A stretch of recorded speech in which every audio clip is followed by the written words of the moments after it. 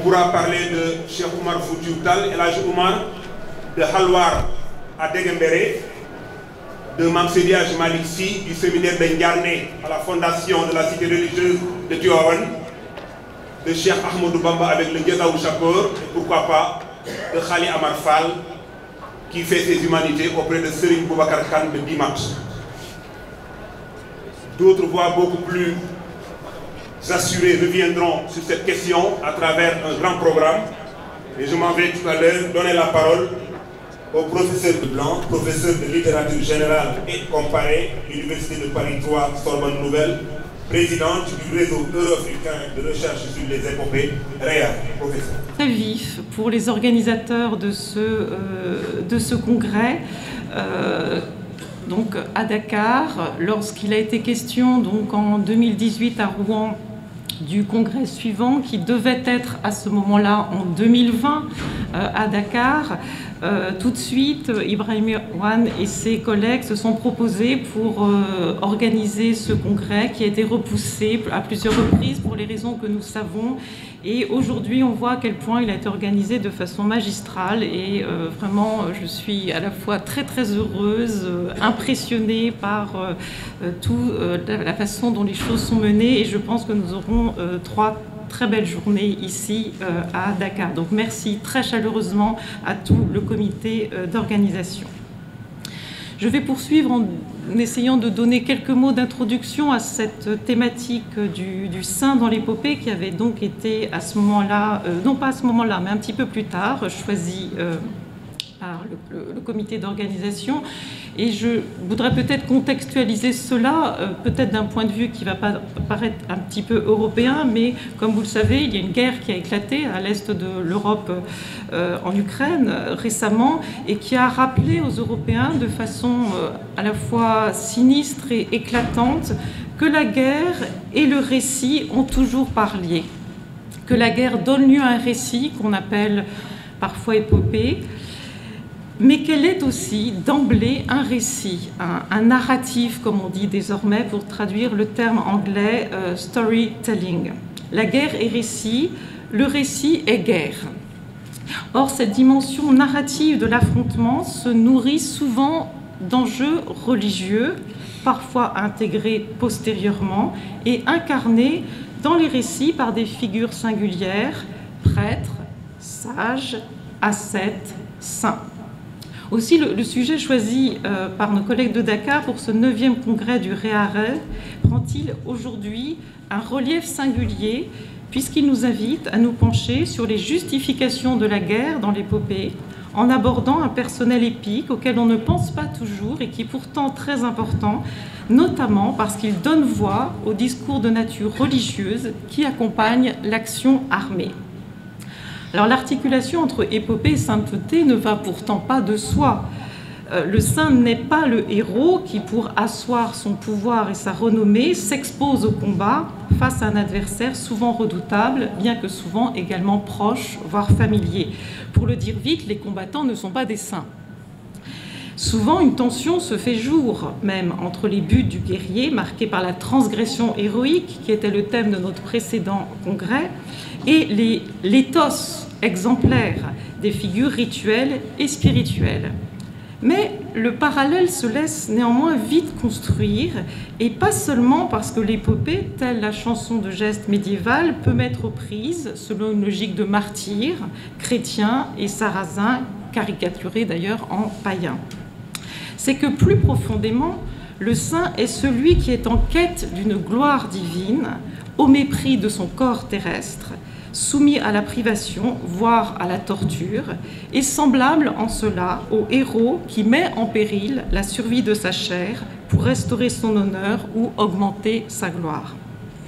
Et même si les figures de saints n'existent pas partout et n'existent pas de la même façon, on peut rappeler par exemple que dans le judaïsme, seul Dieu est saint, ou encore dans le monde indien, que je connais un petit peu mieux, il y a des figures de saints, il en sera question demain. Il y a notamment ce qu'on appelle les santes, qu'on traduit souvent par saints, mais ça veut dire tout simplement ceux qui sont et qui étant pleinement sont notamment extrêmement vertueux, mais ils ne sont pas des guerriers, hein, ce sont même plutôt en général des poètes mystiques.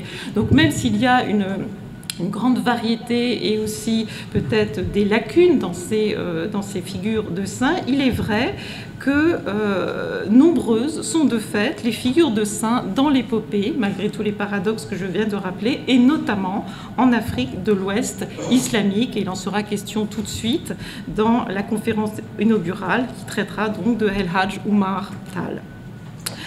De façon plus troublante d'ailleurs, on trouve quelquefois une forme de confusion entre les vertus guerrières et les vertus ascétiques. Il y a un personnage dans le Mahabharata qui de ce point de vue-là est assez remarquable, c'est Bhishma, le prince voué au célibat et qui est en même temps un guerrier absolument exemplaire, conformément à une tradition d'ascète guerrier qui est très bien attestée en Inde.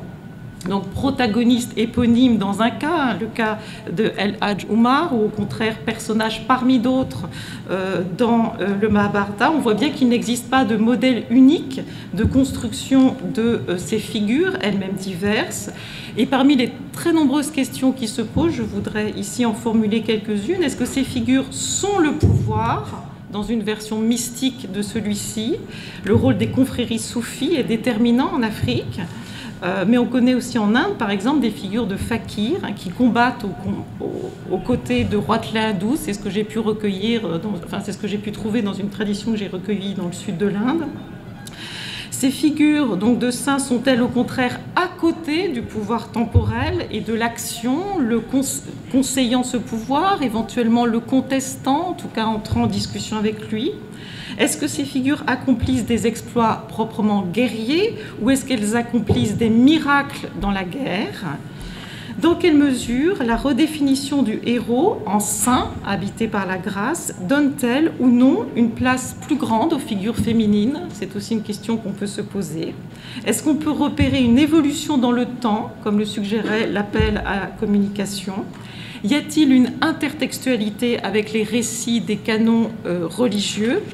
Y a-t-il enfin une spécificité, il en était question tout à l'heure, des épopées à saints en termes de genre, de modalité d'énonciation, de diffusion? Autant de questions nombreuses et passionnantes, lesquelles trouveront sans nul doute des éléments de réponse dans les communications à venir, qui nous invitent à une large exploration des points de convergence entre épopée et hagiographie, dans des aires culturelles variées, donc Afrique de l'Ouest, Éthiopie, Maghreb, Inde, monde germanique, etc., mais aussi dans un large empan de temps, donc des premiers siècles de notre ère au temps contemporain. Je me réjouis d'entendre toutes ces communications et je vais à mon tour laisser la parole, après l'avoir reçue, non sans remercier encore une fois et très chaleureusement donc, les organisateurs de ce congrès d'avoir rendu possible et dans de si bonnes conditions ces nouveaux travaux du Réaré. Institution puisse avoir lieu en présentiel. J'ose croire que les 5 que vous convoquez, ils sont pour quelque chose. Et qu'ils sauront nous départir de ces masques ô combien étouffants. Les études sur l'oralité en général et l'épopée en particulier occupent une place de choix dans les enseignements au sein de notre département. C'est l'occasion pour moi de rendre hommage aux illustres enseignants-chercheurs qui, tout au long de ces 3 ou 4 décennies, ont vulgarisé le savoir lié à l'épopée. Je veux nommer Liliane Kesselo, Bassirou Dien, Samba Dien, paix à leur âme, Amadou Li, Ahmad Faye et tant d'autres. Ces pionniers qui ont posé des jalons, qui nous valent aujourd'hui ce privilège de réunir d'illustres hôtes venus de Ziguinchor, d'Allemagne, de Ouagadougou, de Paris, d'Alsace, d'Amiens, de Niamey, de Lille, de Zender, de Saint-Louis. Je ne saurais terminer sans féliciter le comité d'organisation, avec à sa tête le professeur Ibrahim Awan, qui n'a ménagé aucun effort pour assurer la réussite de ce congrès. Plein succès dans vos travaux. Merci. Chers participants, membres du réseau euro-africain de recherche sur l'épopée. Le titre de votre colloque intitulé « Le saint dans l'épique, texte, contexte et mode de construction de la figure » constitue une problématique pertinente et opératoire pour étudier l'un des aspects les plus importants de la société humaine.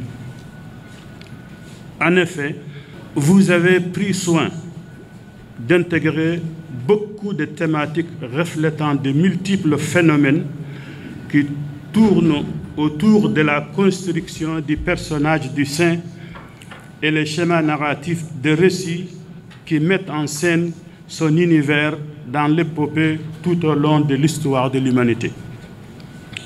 Vous avez ébauché votre projet en commençant par l'Occident du XIe au XIIIe siècle, où il était question de faire allusion à la géographie célèbre des femmes et des hommes hors du commun, qui se sont distingués par une vie exemplaire et qui avaient refusé des valeurs secondaires de la vie comme pouvoir, argent et richesse.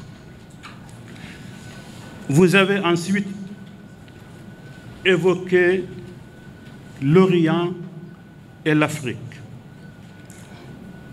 Vous avez évoqué ces lieux-là où vous avez symbolisé la notion du héros dans ces sociétés, tantôt par un héros résistant qui se hisse au premier plan en tant que figure militaire, politique, mais aussi conquérant, doublé d'un faiseur de miracles qui porte le sceau de la foi en Dieu. Vous avez illustré ce cas de figure par Al-Hajj Oumar Tall au Sénégal et par Ousmane Danfodio au Nigeria. Vous avez fait la même chose pour illustrer un héros résistant qui adopte une action non violente avec un idéal fondé sur la spiritualité. C'est le cas de Cheikh Ahmadou Bamba ou de Al-Hadji Malick Sy au Sénégal, mais aussi c'est le cas de Cheikh Saadou Bou en Mauritanie, dans sa fameuse Nasiha, où il tentait de dissuader son propre frère, Maoulaynayn, qui lui avait choisi l'option militaire face à la colonisation dans le Sahara. Cela en dit long de l'importance de votre colloque. Comme vous le voyez, la construction de la figure peut conduire au déchirement de la famille ou au déchirement d'une communauté. La pertinence de vos thèmes apparaît dans ce parallélisme établi entre le spirituel et le temporel, où il faut, comme on dit, il faut avoir la patience d'un saint pour pouvoir replonger dans les difficiles rapports entre l'épopée religieuse où le héros et les actes sont constamment sacralisés et la géographie où on a toujours embelli la vie de héros d'une part et entre le saint et le héros mythique d'autre part. Les rapports entre le spirituel et le temporel étaient, ils le sont toujours d'ailleurs, étaient très conflictuels et les frontières difficiles à délimiter. C'est dans ce registre que le célèbre sociologue arabe Ibn Khaldoun, dans le 27e chapitre de la deuxième partie de sa fameuse Al-Muqaddima, communément traduit par prolégomène, dit qu'il est presque illusoire d'imaginer que l'on peut faire la séparation entre le spirituel et le temporel dans les sociétés orientales et notamment dans les sociétés arabo-islamiques.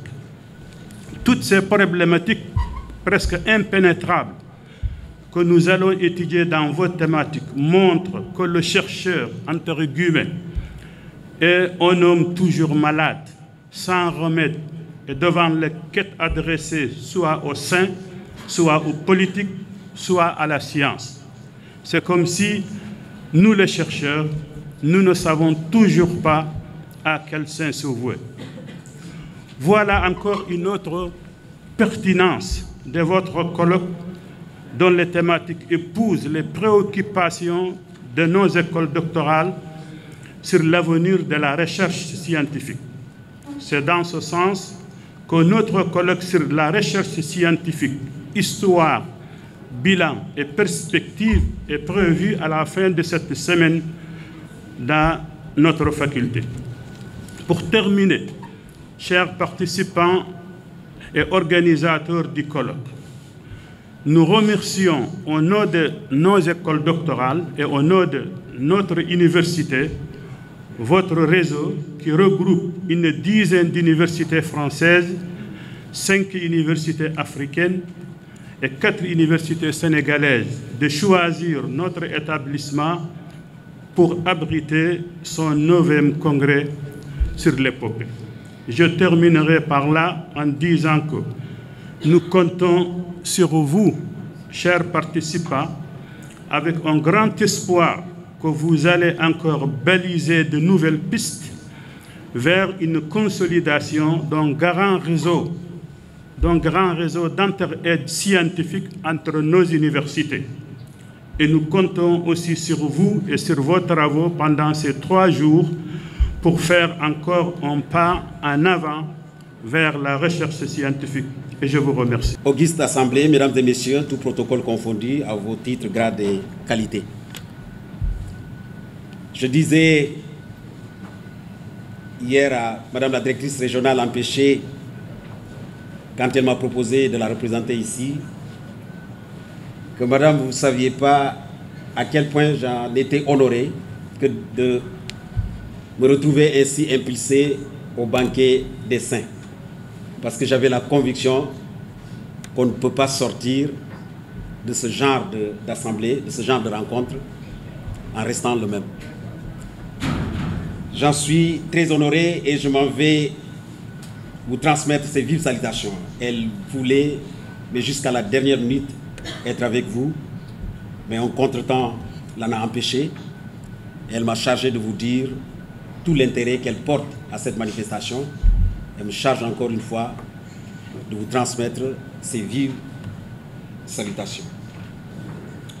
L'Agence universitaire de la francophonie, Chewan l'a rappelé tout à l'heure, ne pouvait pas être indifférent à ce genre de manifestation, tant on est très très réjoui de voir l'émulation que cela dénote au sein des réseaux, au sein des laboratoires. Parce que aujourd'hui comme hier, nous plaçons la recherche au cœur de notre stratégie. La stratégie en cours 2021-2025 fait de la promotion de la recherche et de l'innovation un axe central. Si bien que nous nous sentons en quelque sorte comme dans notre rôle en accompagnant des initiatives de ce genre. Nous ne pouvions donc pas, comme il en a été il y a 22 ans, vous le rappeliez tout à l'heure, que ce réseau avait été porté sur les fonds baptismaux à l'auditorium Léopold Sédar Senghor au niveau de la direction régionale. Nous ne pouvions donc pas ne pas être là ce matin pour justement vous féliciter, vous encourager et vous dire tout l'intérêt que nous portons à cette manifestation, à ce congrès, mais surtout l'intérêt que nous accordons aux actes qui en sortiront à coup sûr et qui vont concourir d'une manière ou d'une autre dans le même sens auquel nous œuvrons tous, à savoir la promotion de la recherche. C'est sur ces mots que je m'en vais m'arrêter pour m'associer à ce vœu de la directrice qui est de vous souhaiter et de souhaiter persister à vos travaux. Je vous remercie de votre attention. Je vois beaucoup d'amis présents dans cette salle. C'est pourquoi je peux me permettre de commencer mon propos par une boutade. En parcourant le programme, j'ai été un tantinet déçu de ne pas voir un historien ce maître incontesté et incontestable des épopées, présenter ne serait-ce qu'un papier. À l'exception toutefois notoire d'Astrid Stark Adler, qui dans le sillage de Ben Ami revisite le culte des saints judéo-musulmans au Maroc. Mais le hasard qui fait si bien les choses, a fait que ce matin, un apprenti historien s'est retrouvé par pur hasard au niveau de cette table. Il m'est très agréable ce matin, chers maîtres, chers amis, chers collègues et étudiants, de représenter le doyen et président de l'Assemblée de la Faculté des Lettres et Sciences Humaines de l'Université Cheikh Anta Diop de Dakar, le professeur Aliou Badara Kandji, empêché, à ce 9e congrès du REARE portant sur le saint dans l'épique, texte, contexte et mode de construction de la figure. Dans un pays comme le nôtre, où la religiosité est très forte et de surcroît marquée par un désir d'Orient, avec des logiques connues de rattachement au prophète au pluriel, et un recours constant à des personnages élevés au rang de démiurges pour servir comme guide et référent, la figure altière du saint nous parle, nous touche et nous interpelle, comme le montre la pluralité et la richesse des communications proposées à ce colloque. Dans une faculté comme la nôtre, les épopées nous parlent et nous touchent, littéraires comme spécialistes des sciences humaines, car elles sont tout à la fois matériaux, sources, textes, images, références, miroirs, et nous invitent à continuer à travailler ensemble. C'est pourquoi ce congrès est pour nous tous l'occasion rêvée de rendre hommage à ces maîtres des épopées africaines qui ne sont plus. Djibril Tamsir Niane, Amadou Hampâté Bâ, Liliane Kestello, Samba Diagne, Bassirou Diagne, Boubou Ama, Marcel Griot, Siley Mamadi Ndongo, Youssouf Tata Sissé, et la liste est loin d'être exhaustive. C'est fier de ces maîtres de l'oralité et des épopées, ainsi que de ce dialogue des sciences et des spécialités si communes à la Faculté des Lettres et Sciences Humaines de l'Université Cheikh Anta Diop de Dakar, que je déclare au nom de notre doyen, le professeur Aliou Badara Kandji, ouvert le 9e congrès du REARE. Je vous remercie.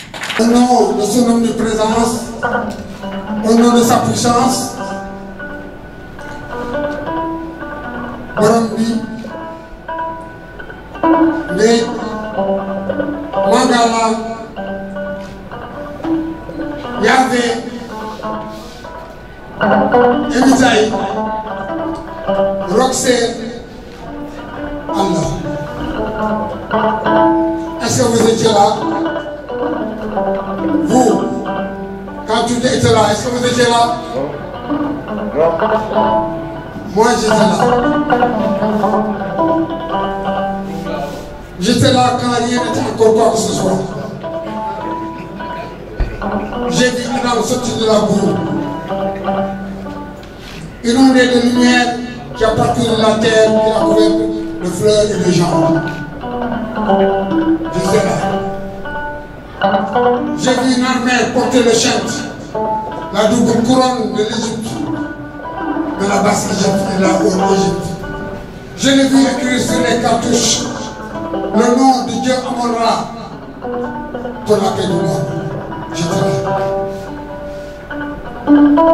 J'ai vu Bouddha gravir le Nirvana et et lâché les colonnes de la paix pour la paix du monde. J'étais là. J'ai vu Moïse fendre la mer Rouge et conduire son peuple vers la terre de liberté pour la paix du monde. J'étais là. J'ai vu, j'ai entendu, j'ai vu l'enfant immaculé Jésus marcher sur les Jourdains de ses pieds sanctifiés. Il a multiplié les pains et les poissons. Il a guéri les malades pour la paix du monde. Et fait Mohamed, Rasulullah. Il a détruit les idoles de la Kaaba, Al-Lord, Al-Oza, Al-Manata. Il a inauguré le règne du Dieu unique, le Dieu de tous les hommes, complémentaire pour la paix du monde. J'étais là.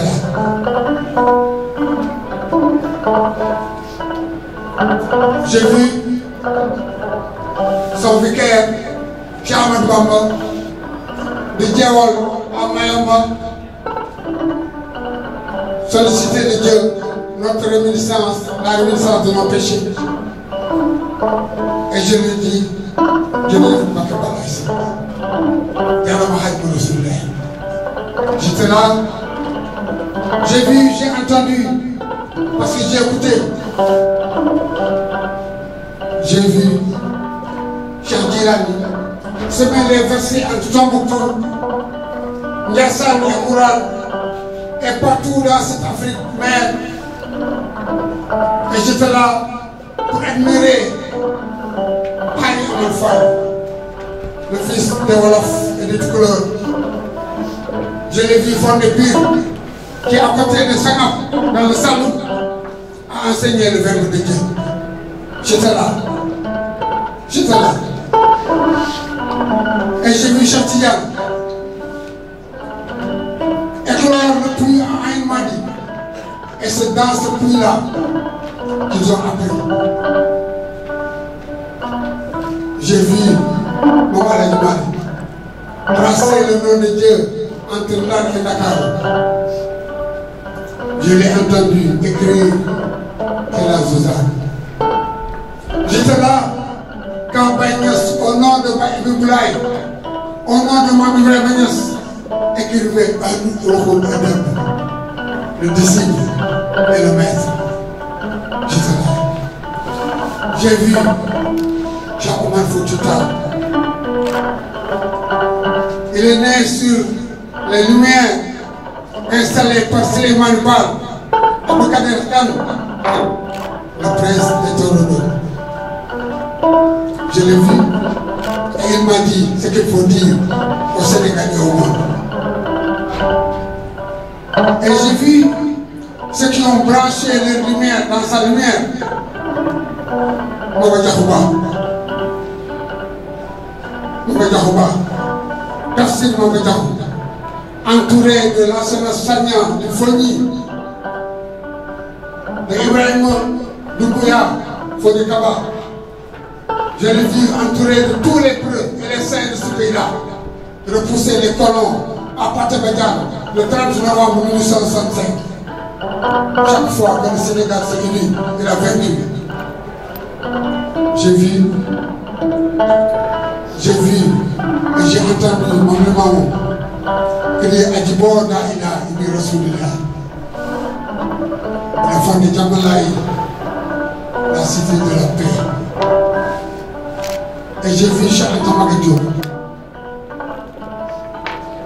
J'ai vu Cheikh Anta Maga Diop, je l'ai accompagné entre Luxor et Memphis, remettre l'histoire de nous.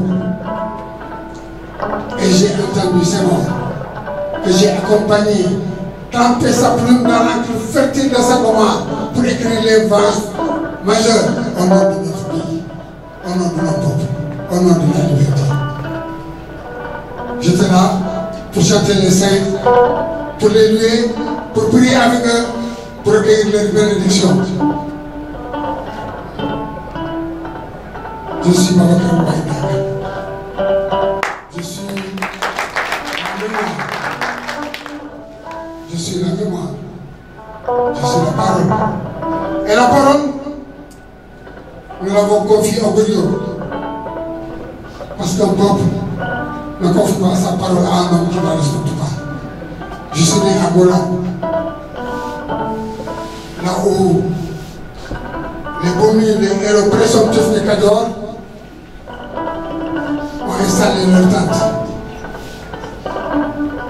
Je suis de Kador, je suis de Gola, la cité bénie, par Cheikh de Tchalosek,